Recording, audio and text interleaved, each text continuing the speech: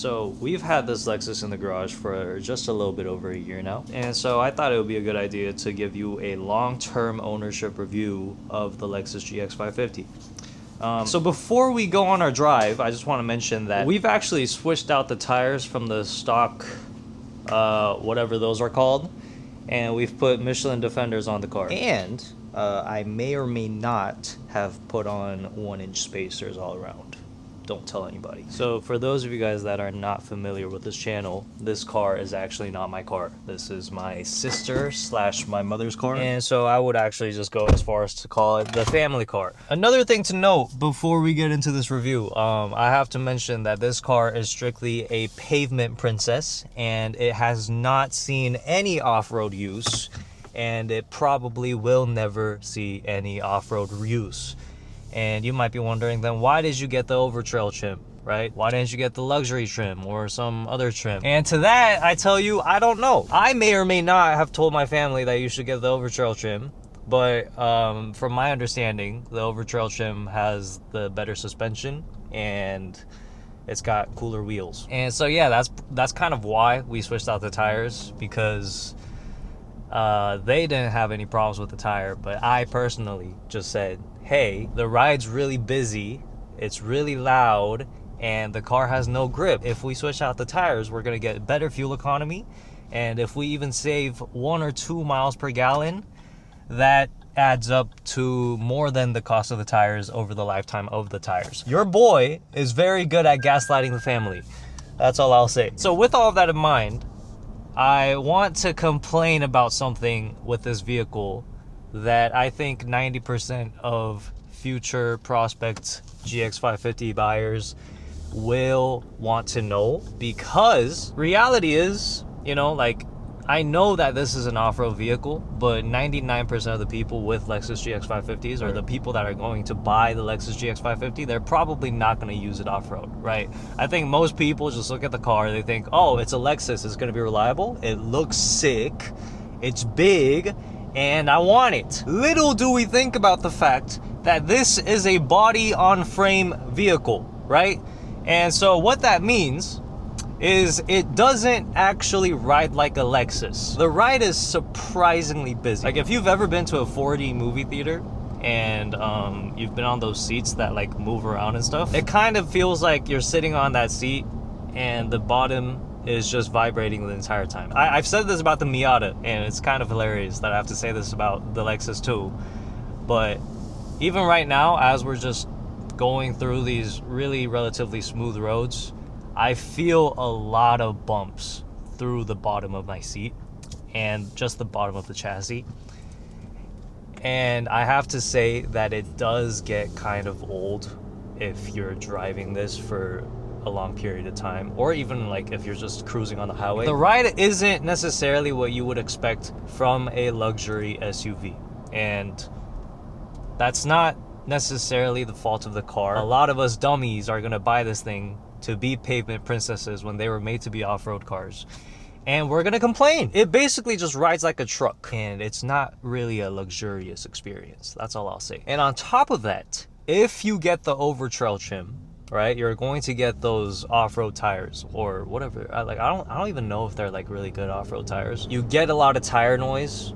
You get even more vibrations through the wheels and the chassis, and the car doesn't want to turn. Like, any turn greater than 45 degrees, you might you might hear some tire squeal, and the car's just, yeah, it just doesn't want to stop properly. It doesn't want to go properly. Highly recommend switching out your tires to the Michelin Defender tires, but keep in mind that your car is not going to look as cool, and even with the Defender tires, the ride's going to be busy.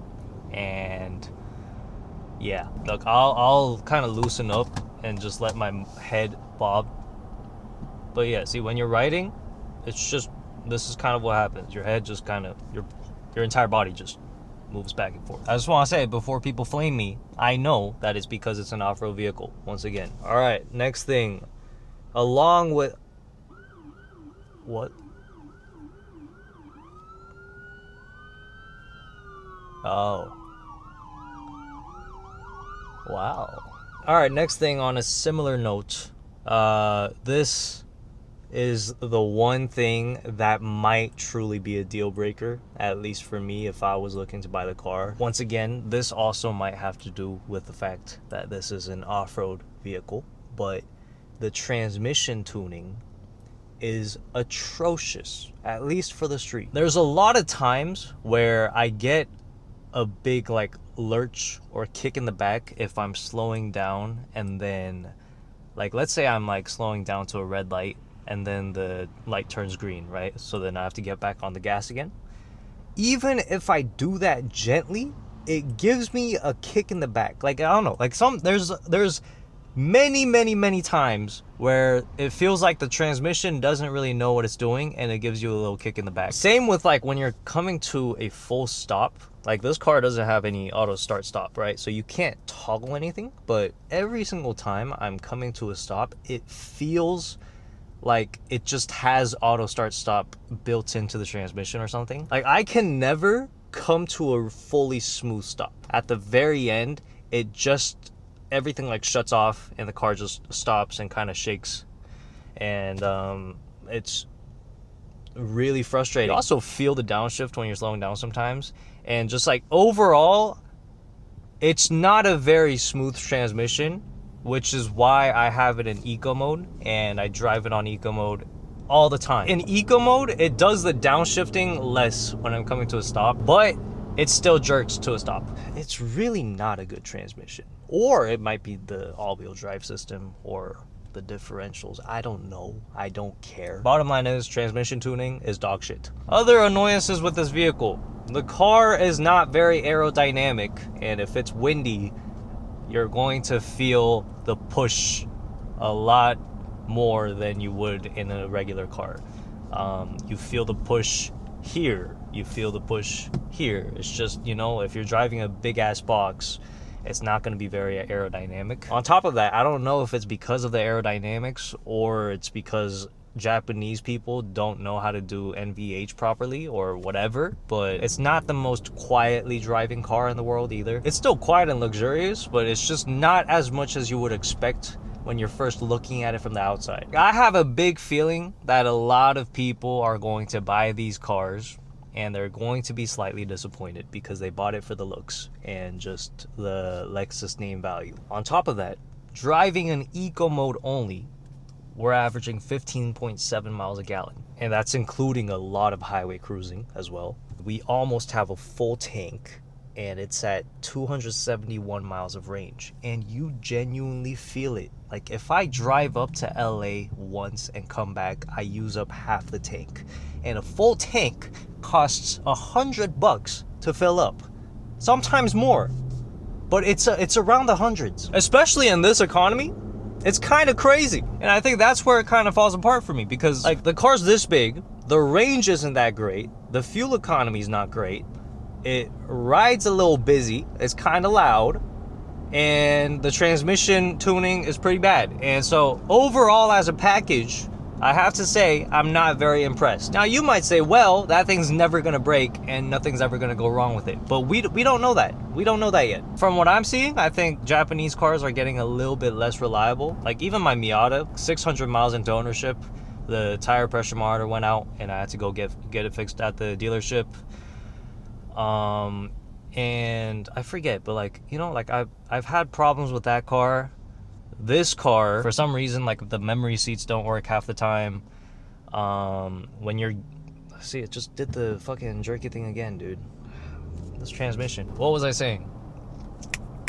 Half the time when we get out of this car, the car beeps at us sporadically, saying like there's something wrong with it. And it's happened since the beginning of the ownership. And on my sister's phone, it'll say, check the rear seats or something. And we check the rear seats. Nothing's wrong with the rear seats. Apple CarPlay lags out sometimes. I've been on a couple drives where I was messing with Apple CarPlay and then it would freeze and it wouldn't reset until I restarted the car. And so like I'd be on the highway and my Apple CarPlay wouldn't work. In terms of like long-term reliability, I'm not too sure, because from just my initial 1 year impressions, it just doesn't feel like as polished of a product as you would expect. And I think that's just the sad thing about modern cars these days. Maybe I'm just pulling shit out of my ass, but like, it feels like modern cars these days, none of these cars are just really well polished products. And it kind of enrages me that manufacturers can just make half-assed products that look a little cool or have some cool features and people still buy them and they just get away with it. But that's the state of the world, man. So yeah, once again, Kang Harris on Cars is only talking about the negatives of vehicles, but I guess that's just the way I am. I'm a glass half empty kind of guy. Oh, is that a... Whoa, that color is kind of... Whoa, that color was crazy. Dude, it was like green and purple and black. So, okay, I think I've pointed out all my little annoyances with this car. Oh, also, I found that when you put the fan all the way to the max and it's hot as fuck, it doesn't actually max out. I have to press auto and it'll make it even colder. But for some reason, like if I just like lower the temperature like this and then put it at max, it doesn't get as cold as it does when I just press auto and it's really hot. So yeah, here's the thing, right? I know I've talked a lot of smack about this car just now, but let me walk you through its redeeming qualities. It's kind of somewhere far away from everyone else. Or you know what, I guess I'll make a fool of myself today and just film in front of a bunch of people. It's a little awkward, but this is my punishment for talking so much shit. Okay, so... Oh, by the way, these 360 cameras, great. 360 cameras are great. The mirrors folding down, great. For some reason, this one's not folding down. Oh, it is folded down. Okay. Yeah, that's great. Also, holy shit, I forgot to mention, before we talk about the redeeming qualities, another thing that really pisses me off. So when I'm reversing out of a parking spot in this car, and there's a person walking 20 feet away, 20 fucking feet away. This car, I guess, is so good at like detecting movement that it thinks that that person is in danger, and this car will sometimes just come to a emergency stop while I'm coming out of a parking spot. And it scares the hell out of me, and it's fucking annoying. However, despite all of that, and maybe the tires being undersized for the vehicle because I didn't look for proper tire sizes. No, well, it's the same size as the stock tire size, but I should have gotten thicker ones to make it look better. But I mean, dude, it's a good looking car, right? Like, what can you say? It's a beautiful car. It's got road presence with the spacers. It's got really nice looking fitment. And honestly, if you just want a cool looking car, I think you can't go wrong. Why is Harrison King getting back in the vehicle so quickly? Because I'm shy, man. I don't want these people looking at me. Also, I think this interior is peak. We got physical buttons. I got a little knob for the climate control. This is super intuitive. There's nothing overcomplicated.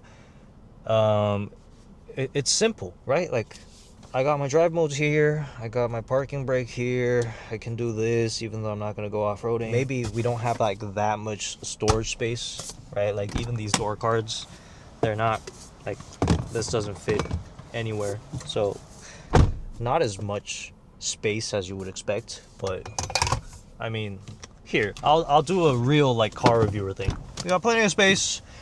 Passengers get good visibility. I love this, by the way. This is great. I helped my sister move out and we were able to fit a bunch of shit because you can do this, do that, and this thing comes out. And I might be doing this wrong, but you just kind of hook it and tighten it, and you have all the space, and then you can just take this out. Also, something really cool that I use all the time is we have an air compressor. Freaking beautiful. Every single car should have an air compressor. It's amazing. Yeah, I really should have gotten thicker tires for it, man. Missed opportunities. Like, look at that Broncos fitment. That's beautiful. I just think for, I don't know, like, these go for like $80,000, right? For $80,000, if you're not off-roading your car, there's probably a bunch of better options for you. The reason we got this car is because we needed a family car where, you know, like, everyone's in and out of the house all the time. We got family members visiting all the time and everything, and so we needed just a reliable car that would be in the house for a very long time, and we don't have to worry about it. And so I just suggested to the family, hey, if you're looking for a really reliable car that we can just leave at the house and use it for all sorts of occasions, I think this is a great car, and I think it serves that purpose very well. I'm sorry. Now we have to go back to Jesus. Yeah, now we have to go back to talking more shit about this car because I'm remembering even more annoyances I have. So, I don't know if you noticed something, but this thing tracks my eyes, supposedly. So, when I'm driving on the highway, this car likes to beep at me all the freaking time. And by all the time, I literally mean all the time. It might beep at me 4 times in the span of a minute, telling me to pay attention and look forward. What really pisses me off is half the time I am looking forward. Okay? I am looking forward, I'm paying attention to the road, and it beeps at me. So then I look down and it says, driver in attention, please look forward. And so, why do you do this, Lexus? The safety systems in this car, like I talked about, you know, when I'm reversing out of a parking spot, or I'm just trying to switch lanes, or do anything, is the most annoying thing on the planet. Sometimes there wouldn't be a car in my blind spot, but it catches maybe a car in the other lane and beeps at me when I'm trying to switch lanes. Like, it's kind of like driving with your mom or your dad in the passenger seat, and they just kind of yell at you or just get scared for no reason and just keep telling you, like, hey, you should brake, or you should go, you should watch out for that thing, you should watch out for this. Like, it's overly intrusive. And thank God you can you can turn most of these things off. But I want a lot of these things on, so we're just gonna keep it on. Oh, other thing, this thing has adaptive cruise control. With adaptive cruise control, I find that it brakes way too late for comfort, and it speeds up way too aggressively. It doesn't catch cars coming into your lane like that, and when it does, it brakes really aggressively, and overall it's just not a very nice experience. So I only use adaptive cruise control when there's no cars ahead of me and I'm driving for long distances, or we have stop and go traffic, and in stop and go traffic it's actually great. It works fine, it works seamlessly, and there's that. Thank you for coming this way, sir. What a beautiful car. What is that sign? Okay, I found another negative about this car. I can't fucking see the Porsche.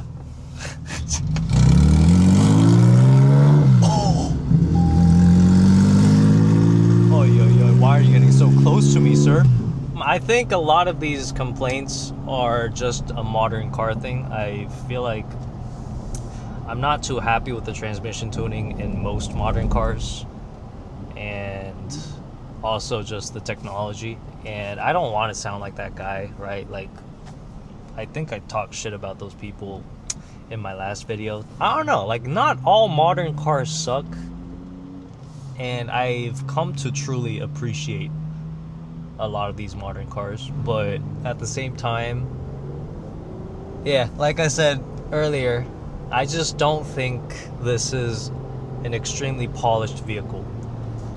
And when I think Lexus, I think really polished Japanese engineering, luxurious, this, that, but it just doesn't feel like it. It feels like Lexus kind of understands the market, and they realize that, oh, if we make a car that looks really nice and sell this idea of overlanding / off-roading to people, of like adventure, you know, if you get this car, it means you're an adventurous person, whatever, and you market it that way, you make it look cool, then a lot of people are gonna buy it. And truth is, a lot of people are buying this car. Like, we had a hard time even getting this car because there were so many people also trying to get this car at the same time.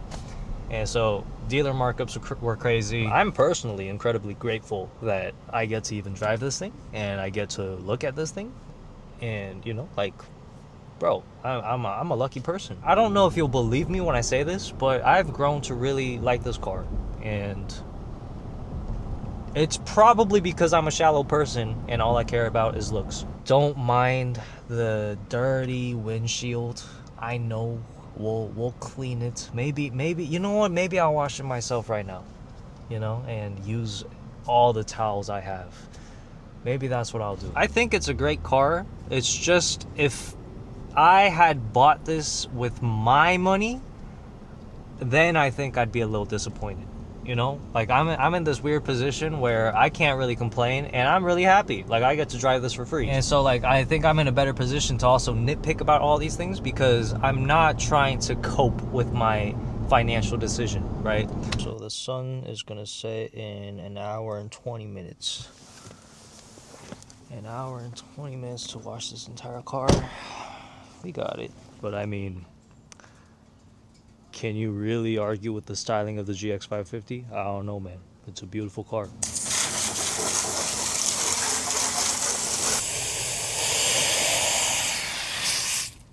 Why did I do that? I'm freaking stupid.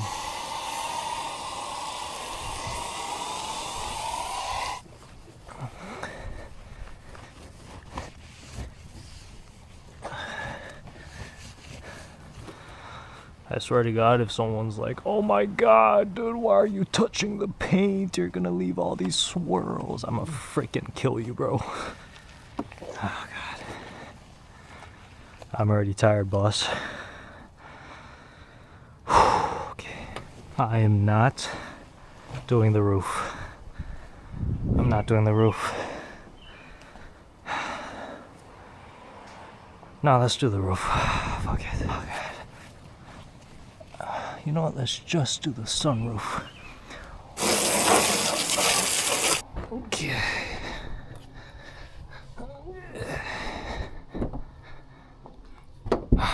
Fuck. You know what? I think this is good enough. Yeah, it's fine. This is fine. You know, if it's gonna get dirty again, why bother, right?